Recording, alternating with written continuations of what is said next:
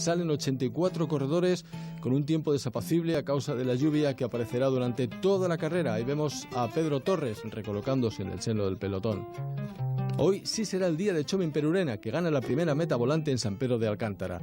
Pero no a todo el mundo le va igual. Hay muchos pinchazos cuando apenas se han recorrido 30 kilómetros. Guitar, Van Marke, Lehmann y uno de los favoritos, otra vez Luis Ocaña. Pero todos regresan sin problemas al pelotón. Más adelante, en la carrera, los problemas serán otros.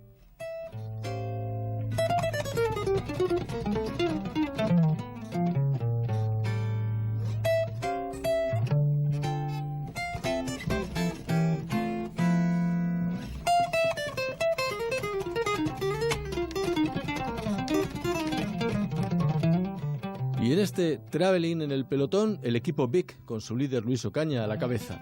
Viento, lluvia y una temperatura que desciende notablemente. Y al final, de nuevo, llegada al sprint a la Universidad Laboral de Sevilla, después de 206 kilómetros. Se impone de nuevo el belga Rik van Linden. Ahí veremos a Fuente, entrando sin problemas junto al resto del pelotón.